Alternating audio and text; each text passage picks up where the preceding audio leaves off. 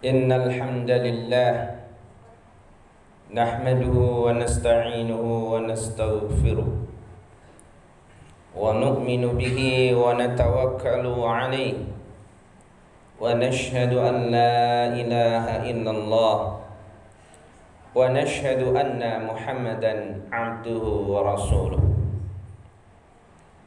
نصلي ونسلم على سيدنا وقدوتنا وقرة أعيننا نبينا محمد صلى الله عليه وسلم وعلى إخوته من الأنبياء والمرسلين وعلى آله وأصحابه ومن تبعه إلى يوم الدين أما بعد فيا عباد الله أوصيني وإياكم بتقوى الله فقد فاز المتقون قال الله تعالى مذكرا بذلك أعوذ بالله من الشيطان الرجيم يا أيها الذين آمنوا اتقوا الله حق تقاته ولا تموتن إلا وأنتم مسلمون وفي آيات أخرى فاتقوا الله ما استطعتم صدق الله العظيم ونحن على ذلك من المؤمنين. Ma'asyiral muslimin sidang Jum'ah rahimakumullah. Alhamdulillah, segala puji hanya milik Allah subhanahu wa ta'ala yang pantas menyandang pujian tersebut, karena dialah yang menciptakan segala sesuatu yang ada di alam semesta ini. Dialah musabbibul asbab, yang menjadi sebab semuanya alam semesta ini ada. Kita bersyukur kepada Allah subhanahu wa ta'ala karena kita dipilih oleh Allah subhanahu wa ta'ala, diciptakan oleh Allah subhanahu wa ta'ala sebagai manusia, makhluk yang menjadi peran utama dalam kancah kehidupan alam semesta ini, makhluk yang dijanjikan oleh Allah subhanahu wa ta'ala dengan kehidupan keabadian, yaitu kehidupan Darussalam, kehidupan akhirat. Hadirin sidang Jum'ah rahimakumullah, kita bersyukur kepada Allah subhanahu wa ta'ala. Dialah yang maha tahu, dialah yang maha mampu untuk menjaga kita. Hingga hari ini kita masih dijaga olehnya dari segala mara bahaya apapun, meskipun itu virus corona yang selama ini ditakuti oleh semua orang. Bagi Allah subhanahu wa ta'ala itu mudah sekali. Dialah yang mengatur virus tersebut, dialah juga yang mengatur penangkalnya yang ada di dalam tubuh kita. Oleh karena itu, sebagai seorang mukmin yang betul-betul menyerahkan diri kita kepada Allah subhanahu wa ta'ala perlindungannya, maka kita tidak boleh terlalu larut dengan fobia-fobia yang ada, yang dirasakan oleh manusia-manusia yang tidak memiliki Tuhan, tidak menjadi hamba Allah subhanahu wa ta'ala. Hadirin sidang Jum'ah rahimakumullah, kita juga bersyukur kepada Allah subhanahu wa ta'ala karena hari ini kita dihantarkan kehidupan kita pada Ramadan ini, satu bulan yang bulan itu adalah bulan training bagi kita. Bulan itu adalah bulan pensucian bagi kita. bulan itu adalah bulan yang dipenuhi dengan keberkahan dan rahmat bagi kita. Alhamdulillah, segala puji hanya milik Allah Subhanahu wa ta'ala. Hadirin sidang Jum'ah rahimakumullah.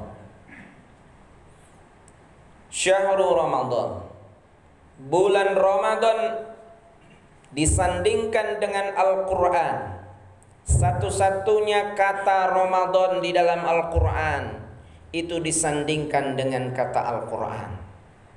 Firman Allah Subhanahu wa ta'ala, Surah Al-Baqarah ayat 185, Syahrul Ramadan alladzi unzila fihi Al-Quran.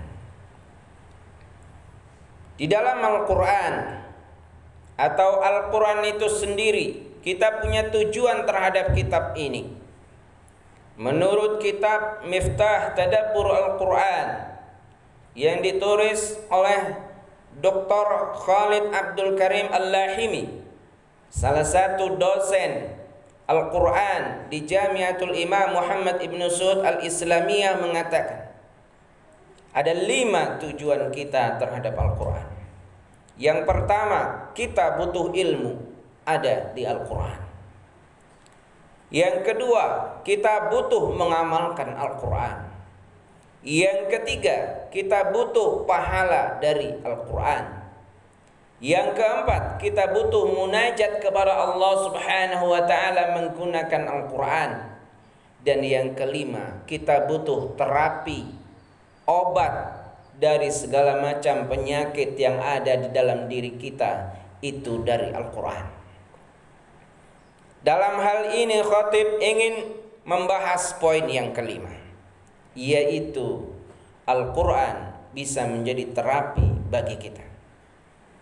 Allah Subhanahu wa ta'ala berfirman dalam surat Al-Isra ayat 82, A'udzu billahi minasyaitonir rajim, wa nunazzilu minal Qur'an ma huwa shifaa'un wa rahmatun lil mu'minin wa la yaziduz zalimina illa khasara.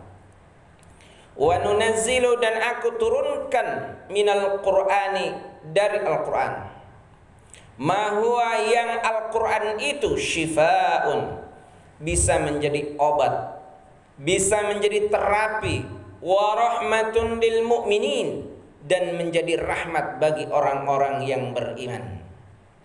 Wa la yaziduz zalimina illa khasara, dan Al-Quran itu tidak akan menjadi apa-apa, tidak berfungsi apa-apa bagi orang yang zalim, kecuali adalah kerugian. Hadirin sidang Jum'ah rahimakumullah, selama hidup kita sudah sering membaca Al-Quran. Selama hidup kita berkali-kali kita bertemu Ramadan dari tahun ke tahun. Mungkin di sana kita berlomba-lomba membaca Al-Quran, berlomba-lomba menghatamkan Al-Quran di masjid-masjid, di rumah-rumah, di majelis taklim dan lain sebagainya. Tapi pertanyaannya, sudahkah ketika kita sakit? Sudahkah ketika kita kecewa? Ketika kita sedih? Ketika kita menghadapi problem? Maka Al-Quran adalah solusinya. Apakah kita sudah menggunakan Al-Quran sebagai solusi? Itu pertanyaannya. Jika Al-Quran belum menjadi syifa bagi kita, jika Al-Quran belum menjadi terapi jiwa kita, jika Al-Quran juga belum menjadi terapi fisik yang sakit dalam diri kita, maka Allah Subhanahu wa ta'ala sia-sia menurunkan Al-Quran kepada diri kita. Saat ini kita lihat banyak manusia yang akan menghadapi, bahkan sudah menghadapi problem-problem yang mereka sulit untuk mencari solusi jalan keluar. Padahal termasuk orang-orang beriman di antara kita yang katanya sudah beragama Islam, tapi Al-Quran belum dijadikan sebagai syifa. Menurut Dr. Abdul Karim Al-Lahimi, Agar Al-Quran itu bisa menjadi syifa ada dua hal. Yang pertama, kita harus mentadaburi Al-Quran. Apa itu tadabur Al-Quran? Tadabur Al-Quran adalah membaca Al-Quran, mengartikan Al-Quran, menghayati maknanya, bertanya tentang isi dan kandungannya kepada ahli tafsir, ahli Al-Quran, supaya kita tahu esensi makna dari Al-Quran itu.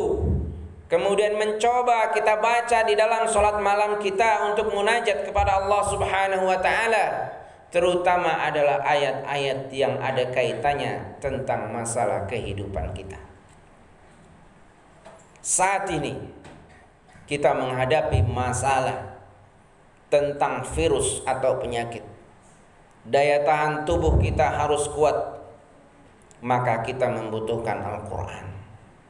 Jika kita mentadaburi Al-Quran, maka hati kita akan tercerahkan.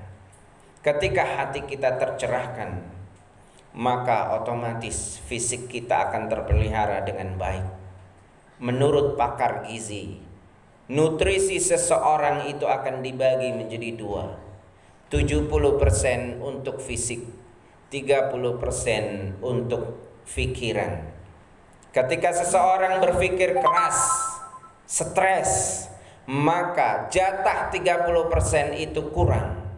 Dia akan mengambil jatah fisik, sehingga jatah fisik itu yang 70% berkurang menjadi 60%. Ketika dia lebih stres lagi, maka terus akan mengambil jatah fisik, sehingga fisik akan kehilangan metabolisme yang ideal, sehingga fisik pun terganggu dan akhirnya akan timbul sakit.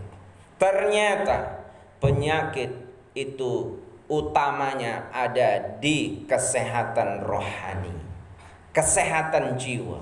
Itulah sebabnya Al-Quran menggunakan kata syifa, karena syifa lebih cenderung kepada jiwa, bukan kepada fisik. Karena fisik dalam bahasa Arab obatnya disebut dawa, likulli da'in dawaun. Tetapi Al-Quran lebih fokus kepada fisik, karena fisik sangat mempengaruhi kesehatan. Karena jiwa, kesehatan jiwa maksud saya, itu berpengaruh, sangat mempengaruhi kesehatan fisik. Al-Quran ketika kita jadikan solusi dalam hal ini, maka insya Allah tubuh kita akan menjadi kuat. Itulah hukum sebab dan akibatnya. Tetapi selain di luar itu semua, Al-Quran menjadi rahmatun lil mu'minin, rahmat bagi orang-orang yang beriman. Rahmat Allah bukan hanya di dunia, tapi rahmat Allah juga ada di kehidupan setelah dunia. Maka kita tidak perlu khawatir tentang apabila kita meninggalkan dunia ini, maka kita akan selalu berada pada rahmat Allah Subhanahu wa ta'ala, dengan syarat kita beriman kepadanya. Jika kita berada di dalam naungan rahmatnya, maka sehebat apapun dosa kita akan terampuni oleh Allah Subhanahu wa ta'ala. Maka kita punya optimis bahwa kita akan masuk ke dalam surga Allah Subhanahu wa ta'ala, karena Allah Subhanahu wa ta'ala berjanji, wa rahmati wasi'ah wa katabna 'alal ladzina amanu, kami telah menetapkan rahmatku kepada orang-orang yang beriman. Hadirin sidang Jumat rahimakumullah, mudah-mudahan kita bisa menjadikan Al-Quran itu sebagai syifa, dimulai dari kecintaan kita kepada Al-Quran, sehingga kita hari-harinya menghiasi diri kita dengan kesibukan Al-Quran.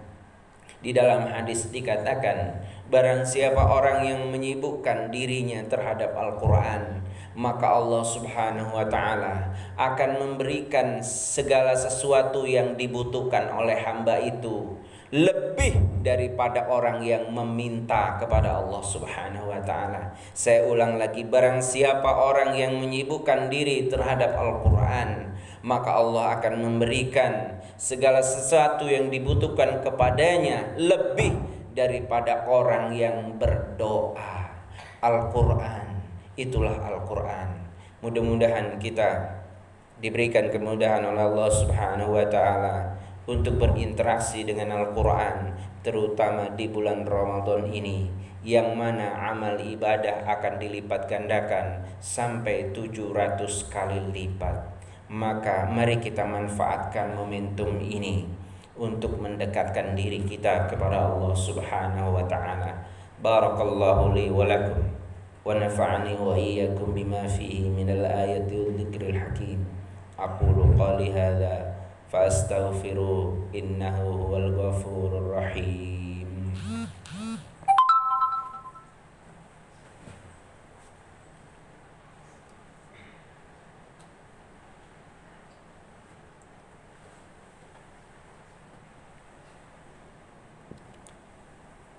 الحمد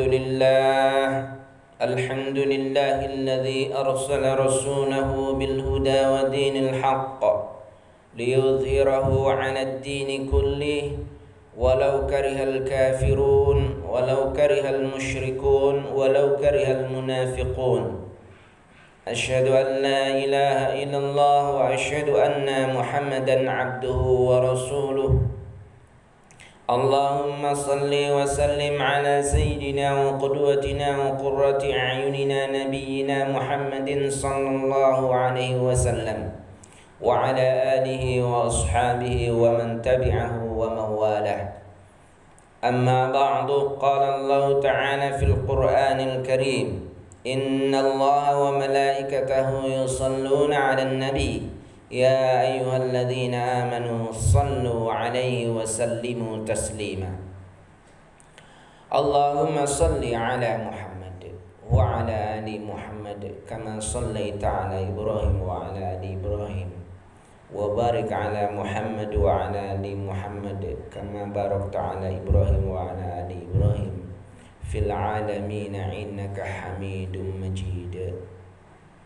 الحمد لله رب العالمين، حمد الشاكرين، حمد الناعمين، حمدا يوافي نعمه ويكافئ مزيده.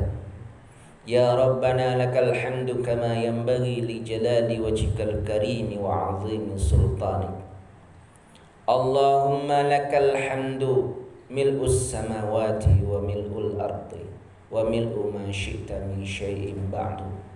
اللهم مالك الملك تؤتي الملك من تشاء وتنزع الملك ممن تشاء وتعز من تشاء وتذل من تشاء بيدك الخير إنك على كل شيء قدير. اللهم أنت تولج الليل في النهار وتولج النهار في الليل وتخرج الحي من الميت وتخرج الميت من الحي وترزق من تشاء بغير حساب. اللهم ارفع عنا الوباء والغلاء والزلازل والفتن والمحن ما ظهر منها وما بطن من بلادنا إندونيسيا خاصة ومن كل بلدان المؤمنين عامة إنك على كل شيء قدير وبالإجابة جدير. سبحان ربك رب العزة عما يصفون وسلام على المرسلين والحمد لله رب العالمين. أقم الصلاة.